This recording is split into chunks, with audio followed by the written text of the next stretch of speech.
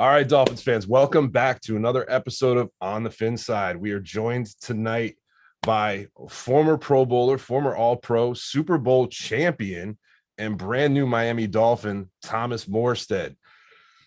Averaging just under 47 yards per punt in his career on 737 career punts. He's got almost 35,000 punting yards. 269 of those punts went inside the 20-yard line, and only one career punt block, which is just astounding for a 13-year career. Earlier this offseason, we talked about the fact that the biggest hole on the Dolphins roster was the punter position because we just didn't have one. And now we have one in spades. Thomas, welcome to the show. We appreciate you joining. How are you today, man? I'm great. I'm glad to finally meet you. Excited to be part of the team and just looking forward to a fun adventure this fall. So first thing I want to touch on, we didn't have a punter. Everybody was looking at the draft, analyzing punters for the first time in a while. There's been a lot of great punters in the history of the organization. I know Gil Brandt put out a list a few years ago where he had you as the number 12 punter all time. And I know you've got a lot left in the tank. You're a workout warrior. What brought you to South Florida? Well, Chris Greer did. Coach McDaniel, Coach Danny Crossman. I just like you guys, I was curious as to, there was no punter on the roster, and I never want to undercut another player, but after a while it seemed pretty it seemed clear that Pilardi wasn't coming back, and so I just reached out to the team and was like, hey, you guys set on drafting a guy, and they said, well, I don't want to get too into the weeds on it because it's personal business, but I don't think they were aware that I was willing to play for the minimum salary benefit. And I made it clear that I was, if they would guarantee me enough of it to know that they were serious about me being the guy this year. And so, it was a few minutes of conversation. They said, get on a plane, and came out, and the facility is unbelievable. I've never seen anything like it. So that, and meeting with the new coaching staff, and Danny Crossman was a big part of that. He's I don't want to call him a guru because that makes you sound old, but he's been doing this for a very long time. He's got a lot of skins on the wall, and we just had a really good meeting for the few hours that we spent together, and we went over some film and, made sure we were speaking the same language, and it just felt like a great fit. And honestly, I know there's a lot of expectations for this year. It made a splash in free agency, and there's a lot of excitement about it, which quite honestly doesn't mean a damn thing. You still got to go out and you got to go earn it. You got to build from the ground up. But on paper, it looks to be an interesting opportunity. Every year is special at this point. They always were, but as you get older and if you love it enough, every year it gets a little more special. And so just the idea that I'd have a chance to be a part of winning and be a valued part of the winning, and be accountable to the team.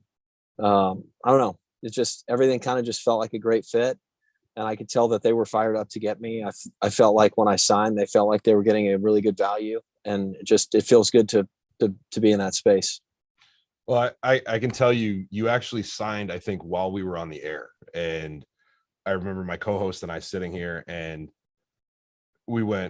he saw it first, and he brought it up on the air, and I think my exact answer was, whoa. Like, let's go. Okay. Yeah. And it's funny you said about signing for the minimum salary. What people make is their business, but that's all public, and everybody talking about salary cap space and all those things in this business. And when they said that, I think it was a double whoa. Because and I know we were elated. A lot of our listeners were almost in shock. And it was an exciting thing for us. And I know you spent a lot of time with an organization, 12 years with the Saints, that's been one of the winningest over the last 2 decades. I know there's a general feel with a lot of the winning franchises, and it feels like there's been a massive culture shift with the Dolphins, with Mike McDaniel coming in, Danny Crossman being retained, and you name it. What can you tell us about the culture in Miami right now? I think it's ongoing development. You know, coach is going to have his plan of how he wants the culture to be, and what type of personality he wants to have this team to have, and same with the GM and the whole organization. Figuring out what they want this team to be about. But at the end of the day, the most important thing is it's about the players, and the players have to dictate the culture on the teams that I've been on that have been really good. They've been special. So I don't think that just magically changes. You are what you are until you aren't, right? So that's going to be up to everybody on this team to decide what type of team they want to have. I think being the age that I am with the tenure that I have, you realize very quickly that how do I say this? The sense of urgency is a big part of culture. And, the averages that get tossed around about 3-4 year careers, the average is like, does everybody really feel that in this locker room? Because you think you're not the guy till you are, right? Yeah. And so I hope everybody feels that. I think that's why it's important to have older players on teams sometimes, is so that you can really be an example and you have conversations with young players to get them to understand that. And, it's, culture is a very, very tricky thing. It's like a reputation. It takes a long time to build, and it can be torn down in an instant. And I think it's important that every guy on the team just is honest about what they want out of this year. And, who knows what our ceiling is? We really don't know, but everybody's got to make a commitment that they want to find out what that ceiling is. Right. And if everybody makes the commitment to that, then that's the team. It's not about moral victories, but that's a team that everybody at the end of the year will be proud of. Players, fans will be proud of it. I mean, I've seen it on other teams I've been on, other versions of the Saints where, we didn't go on to win the Super Bowl, but the city loved the team that year because they were about what the city was about. They fought their asses off, and they just had a brotherhood and a bond that was like just unshakable. And I think that's what you're trying to do, is you're just trying to maximize that as a team and take every opportunity as just something that's like, man, you just maybe never get this shot again. And if you have that sort of sense of urgency, give yourself a chance. Yeah, and it's you brought up the age factor, and I know this is a very young roster overall, and I know some of the guys that they brought in this off season, including yourself, Teron Armstead, bring a little more experience. We'll go with from a 43-year-old. We'll go with experience instead of age, but to that locker room and to the youth in that locker room. Now, do you see yourself as somebody that steps into a leadership role with this team because you've got a little more experience around the NFL? Yeah, everybody leads in different ways. I think what's important is authenticity, being yourself, and just not being afraid to be what that is. Right. Everybody's different. And, I think that what I find is that, there's not a certain, there's a certain number of captains on every team, right? There's only so many C patches. Yeah. But there's no cap on leaders. Correct. Right. And that's the big thing is, you hope that whether the guy is in his 10th year or his first year, if that guy's an alpha dog and he's a leader, go be that leader. I don't give a shit if you're a rookie. Go be that guy, and it's sometimes you don't know certain guys, immediately, that's a leader. Some guys, immediately that's not a leader, but yep. there's a bunch of gray with a bunch of people where maybe they haven't felt the opportunities right, or they haven't seen the moment yet, or maybe it's because they haven't thrown pads on yet. Right. Or they haven't, it's different OTA practices to training camp, or training camp to being in games. And so, I just hope that everybody, like I said, has that sense of urgency. And, you don't have to have a C on your chest to be a leader. And, the more leaders you have on that team, it's like a seesaw, right? There's a bunch of guys in the middle. You get a few too many cancerous guys. It can ruin it flips the seesaw one way, and you get enough badasses in there that this is the way we roll. And the coaches don't have to police anything. All they do is coach, because it's self-policed, and there's just an accountability that's higher from the players than from any other coach or anybody else on staff. And that's what I'm hoping to see and be a part of. And as somebody that coaches young kids, I actually coach 9U and 7U football. I love hearing that, because that's something that we try to develop with the kids. And it's funny, every time my stepson goes out on the field, last thing I say to him is, go be the leader that you are. And it's because that makes more difference at times than being a special athlete. Even it's and this based on what you were just saying. And speaking of 9U football, this is kind of a segue for me. When you went into high school, your freshman year, from what I'm told, you were 5 feet tall and 90 pounds. Damn, you did some research, man. That's crazy. My 9U football team, just for perspective, I had 13 kids this past year that were bigger than that, as far as that goes.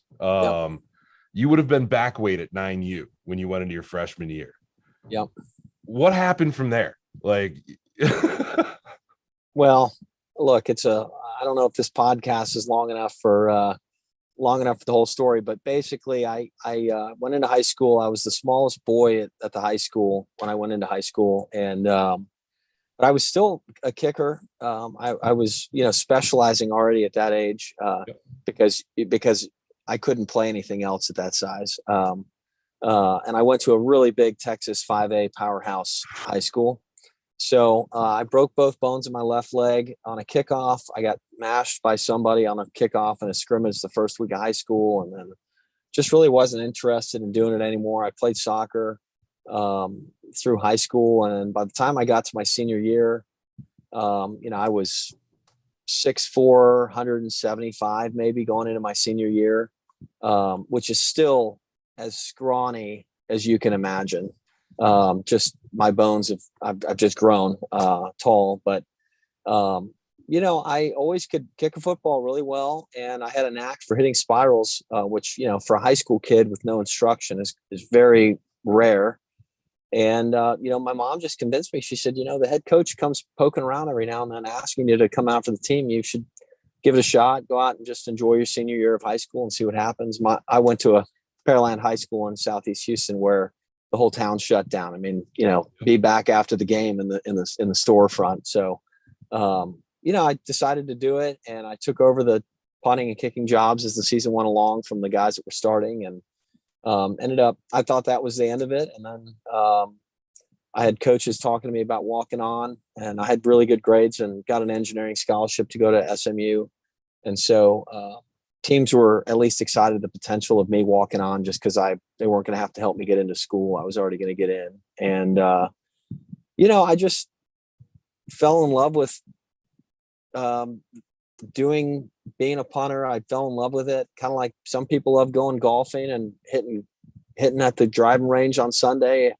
I just love going out to the field and kicking field goals and punting and sharpening that craft. And then I discovered the weight room as the summer going into my freshman year of college. And, I just fell in love with the whole process of it. And it was never about making the NFL. It was just about, having a chance to play in a packed stadium on a Saturday. Just the idea of maybe getting to do that was awesome. And then 2 years later, I was on full scholarship. And then by then I was 6'4", 225, and my body had totally changed. And, I think I had a unique set of challenges that were timed perfectly for me. I had to learn to kick properly. I had to learn to technically be good at it early because I couldn't compete otherwise. And then the God-gifted ability and the workouts and the training all magnified. And a lot of times the big leg guy gets the shot, even though he's not very technically good and he needs to learn to punt better. or learn to kick better, I felt like I got very fine tuned relative to kids my age in order to compete, because I couldn't kick it as far. And then all the weight room and the just,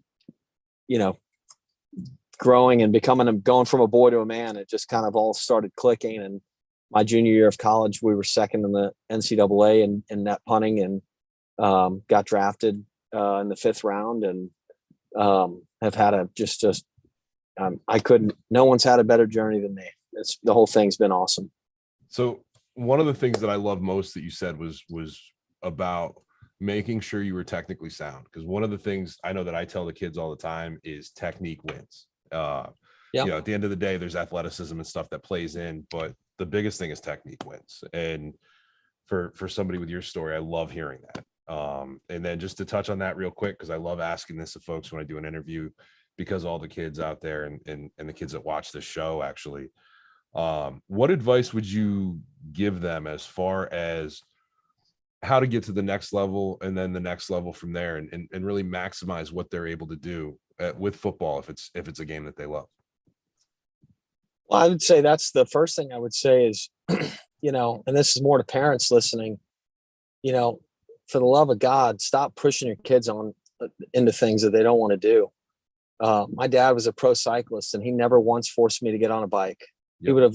He would have absolutely loved me to pick that up. He never ever once pressed me to do it. And he never forced me to go to workouts or go do anything I didn't want to do. And at some point as a kid, you make a decision. This is important enough that I want to invest something in because I have a goal. And just honestly, it's really not, it's simple but difficult. You just have to be honest with yourself. It's like anything in life, right? Be honest with yourself. What do you want? If you want to go out and get messed up every weekend, that's great. If that's really what makes you happy. But if deep down you want something more than that, and whether it's school or a sport or anything, if it's something you really want, you'll make that decision. And for some people it comes earlier, and some people it comes later, and that's perfectly fine. All I can tell you is, there's a few outliers that may have, they grinded so hard from such an early age that they found a way to get in when maybe otherwise they wouldn't. But most of the guys that I see make it, they are just built, they're God-giftedly different. And so people that are chasing professional sports with a 7 or 8 year old, or even chasing a college scholarship at that point, it's like, take it easy. You're going to burn the kid out. Just let the kid develop a love for something, and then just support them in that, and be a resource and facilitate, because once your kid decides on his own that he wants or she wants to do anything, then, that's, as a parent, that's what I hope. I hope my kids find one thing that they just love, and they just want to go after it. I don't care if it's chess club, or if they want to be, whatever they're passionate about. I love chess, by the way. That wasn't meant to be a negative. Is whatever their passion. If they develop a passion for something, man, look out. I just hope that's the number one thing, because then they will go be the best version of whatever they can be at that, and that's what you want. Now, if I knew you love chess, I would have had this beautiful hand-carved chess set I have in the background for this episode. Well, we'll have to do this again at some point. Absolutely. You're welcome anytime. So back to the Dolphins real quick. I know this is a team that's just missed the playoffs the past 2 years, like been right on the cusp. And obviously, the punting is a huge value. It's about flipping the field position. But another area that the Dolphins had an issue with at times last year was with holding on kicks. 3 games early in the season, in the first 6 weeks of the season, were lost by 3 points or less in games that Miami missed a field goal. One of the things that came out as the season went on is there were some issues with the holding, not to put it on anybody else. I know that's something that you're being asked to do as we move forward here with the Dolphins. What technique and nuance would you talk about with that? Because I know that's an area not a lot of people put a lot of thought into as far as the game goes when they're watching, until it's an issue. Yeah, I mean, I guess look, there's a lot of ways that I do things that's probably unorthodox. Not that there's a right way or a wrong way, but I would say with my punting and with my holding that maybe is not how you would coach it. The biggest thing I think for holding is, um, you know, here's an example as a punter. If your snapper misses to the left all the time, that's really not a problem. Yep. Right? It's a problem when he misses left and then misses right and then misses high, then misses low. If you have an expectation of what's coming, there's trust in that, even if it's not ideal. So it's more about getting your specialist, your kicker, and your snapper. I'm like just the intermediary. Like I'm just trying to like moderate and get out of the way, right? I'm just trying to connect the dots. So I just want Jason to feel as comfortable as possible. I want him to know exactly what he's getting every time. And I try to create a robotic process from start to finish, from when the timing of Blake puts his hand on the football to my communication with everybody to our whole process, to where there's no time to think. It's just step one, step two, step three, step four, step five, step six. All of a sudden the ball's there and no one knows what happened and the ball's right down the middle. It just is it's so repetitive and ingrained, the timing of it, that you don't even remember the reps. And that's what I try to do. I was an engineering major in school, so I'm really process focused, and I think that's been a very big help to me in my career. And so, I've never been accused of having the softest, sweetest hands when it comes to playing catch in the yard. But when you get time on task with somebody and you just work things over and over and over and over and over again, that's the goal, is to where nothing gets thought about, and that he just gets the same picture every single time, and he knows what he's getting every time. And I found that kickers, if they know what they're getting every time and there's consistency with it, then they can go out and be their most consistent self. So a couple more quick questions, then I know we'll let you get going. I know you've got a busy schedule down there. One thing that I found fascinating a few years ago, when Matt Hawk was with the Dolphins, I remember sitting down talking with him, and there's a lot with punting that folks don't realize goes into it.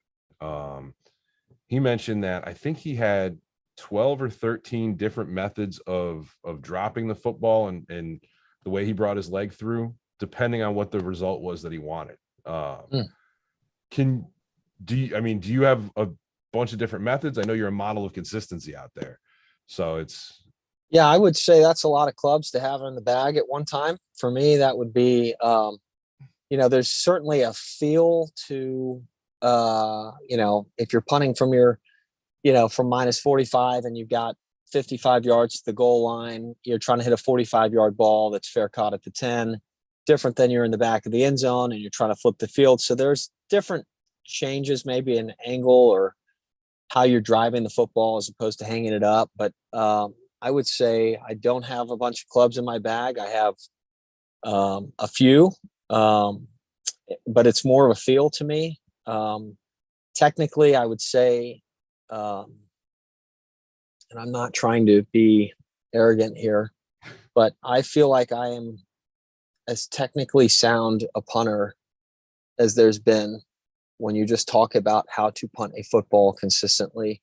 Yep. And that's because I have very few moving parts, and there's just not a lot of variables to what I do, and the way that I do it, and that's by design.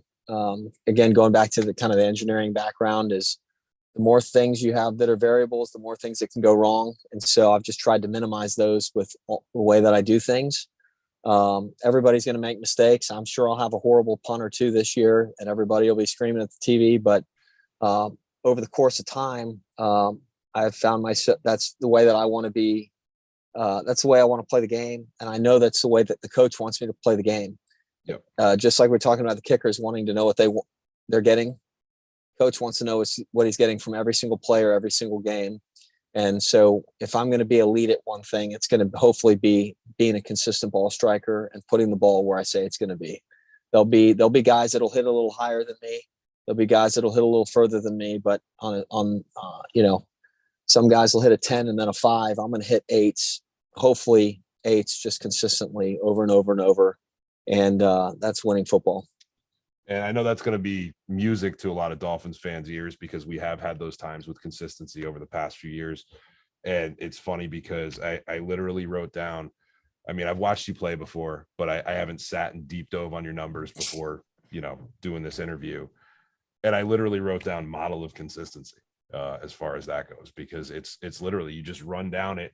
And while maybe there's a minute aberration here and there, finding out you were an engineering student made a lot of sense as far as that goes. Yeah. Well, look, I appreciate it. And it's one of those things where, look, having said all that, it doesn't mean anything, right? It's all about what you do this year. And so I've got to go out and validate that, and prove that to my teammates and to everybody that they can trust me. And that starts in OTAs. And that's why I've been flying in and out of Miami every week, being away from the family, so that I can start the process of developing that trust. And so, it's all about, skins on the wall. It gives you personal confidence, but it doesn't have any effect on this year. It's all about going out and proving it and get it done. So last 2 questions. I know you were a kickoff specialist as well early in your career. I know you haven't attempted a field goal. If Jason Sanders were to go down, are you comfortable stepping into those shoes if asked? Yeah. I was a 3-year starter in college. I had the NFL record for touchbacks back in 2011. So kicking's in my DNA. I don't major it in anymore because it's not what I'm asked to do. But what's that old country song? I'm not as good as I once was, but I'm as good as I've ever been. So I can get it done. But if you ask me to be your kicker for 20 weeks, I don't think you'd be very happy with the results. It's a more demanding position, especially kicking off is more demanding on the body. And so there's no doubt that not having that on my plate consistently anymore has been a benefit for my career. You don't see a lot of field goal kickers kicking off into their late 30s.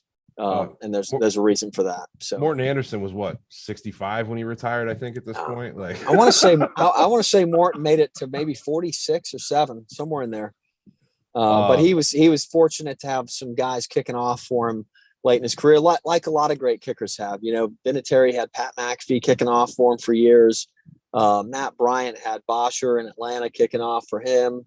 I kicked off for John Carney and John Casey late in their careers. And so it certainly is, it's a harder thing on the body for sure. But I'd be game for it though. If they need a kick, I'll be there for it. Jason Sanders, obviously I want to see him kicking all year long, but it is a little bit of a comfort looking back at your career and the things that you've done and knowing that there is somebody capable of stepping in. I still remember years ago, Wes Welker kicking field goals for the Dolphins. Yeah. Emergency. I was actually at that game. So I remember it. I remember watching it live. It was such a cool thing to see. He trotted out. I'm like, wait, what's going on right now? Yeah, he did. And he didn't just go hit one of these easy 20-yard extra points. I mean, he went out and hit a field goal in the game. I remember it. It was pretty cool. So you actually brought up one additional question. I apologize, but go ahead. Ask. You're 36 years old, but you are a gym rat, as I know you've put out there, and you name it. You can see it in what you do. How much longer do you think you have in the tank with the shape that you're in, and Arthur Smith hitting you up with you work out too much? I think it was. Yeah. So first off, I'll address that. I loved Art. He was great to me. And, I think that was a perception of me from younger years. I don't work out too much, certainly, but I'm definitely in the gym, and that's why I'm still playing. So look, people started asking me when I turned 30 how long I was going to play. And I've always said, I don't know. I love doing it. And, as long as I know I can provide value, I can win more punting matchups than I lose week to week and be a value add for the team. I want to keep doing it. I love it. It's a great opportunity for me to show my kids how to work and how to persevere. I get fired 2 years ago, and them getting to see that. I mean, that was, how many people get a chance to do that when their kids are paying attention and watching what's going on? So it's a good lesson. It really yeah. is. So I was fired up about it, and they're all on board, man. They're fired up. They were, when I had a few options of where to go, they all said, "Dad, we want to go to Miami." And so they, the fact that they're fired up about it is a big deal. So last question, speaking of kids, I know COVID kind of threw a wrench in, but I know What You Give Will Grow foundation of yours has done a tremendous amount of good. There's a wonderful story after you were playing hurt in a game against Minnesota and really showed grit and determination and going back out there. The Minnesota fans, I think they raised something like $60,000 just from the Vikings fans for your foundation. It was 340,000. Oh, was off, my research was off by a lot. Yeah, that's right. That's amazing. Like, how can Dolphin fans get involved in helping out with your organization? The floor is yours for this. So here's what I'd say. Look, COVID threw a wrench in a lot of stuff we've been doing, and we're kind of in a transition period. Here's all I can tell you is I'm here. I'm in Miami. That foundation was built to kind of support the New Orleans area. I will be getting involved in and being hopefully a good ambassador for the Dolphins in the Miami area this fall. So I'm looking forward to being a part of that. And so, I just hope now that I know COVID's not over, but things have simmered down a little bit. I'm excited to be out and be a part of this community. And it's going to be a new experience for me. And I'm excited, hopefully, to get a chance to meet a lot of Dolphins fans. I had no idea how big the Dolphin reach was until I signed. I was shocked at how many. I just couldn't believe the reception I kind of got. Not that I'm some sort of huge signing, but my point is like I just was shocked at how many people were reaching out. I think of some of the small market teams as the ones having these most passionate fan bases. And it was pretty cool to see. So, I couldn't be more excited to be a part of it. It's been so cool meeting certain people that are around the building. I got to meet Dan Marino, which was like such a cool thing. And you want to talk about one of the nicest people you could ever meet. So it's a lot of cool experiences, and that's part of keeping playing as well, is just, getting to do things like that where you're meeting people that you would never otherwise get a chance to meet. You're connecting with just awesome people all the way around. And, I just couldn't be more fired up about it. No, and it's great that you mentioned that, because I know there are a ton of fan clubs all over the U.S. for the Dolphins, including some that are actually registered 501c, even like the Dolphins NYC club that puts on a huge MetLife takeover every year to give a home game up against the Jets. Sweet. Closer to me. So yeah, no, like that's absolutely great to hear. And anything we can do to help you out once you get things rolling again with it, let us know. Well, reach out. Yeah. Here's what I'd say it would be a super help is my family is going to go to that Jets game. Okay. For a few reasons, because I was on the Jets last year for the first half of the season, even though I didn't play against the Dolphins. And my father-in-law is like a diehard freak Mets fan. Okay. And so that week is the first week of baseball playoffs. So I don't want to jinx anything, but we're hoping that they're hosting, and he's going to hopefully bring my boys up for a Mets game. So if you guys have any sort of watch party or any sort of things going on that week, you'll have to keep me posted on that. It'd be cool. It's I might have to miss it, because hopefully my youth team will be in a playoff game that week. Oh no, we're not in playoffs yet at that point, but it's the kids have to come first. You understand that? Absolutely. But, it's anything we can do to help out, like let me know, and I'll reach out to a few folks too that may have some connections there, because it's insane in New York City how many different fan club bars there are for different teams. I think there was even a Saints bar up there, believe it or not. There's Saints bars everywhere as well. Oh, Small market, but rabid fan base. So, well, anyway, Thomas, thank you so much. To those of you guys listening, make sure you guys click like and subscribe. On behalf of myself, on behalf of my co-host Brian Catanzaro. If it's not on the right side, it's not on the left side.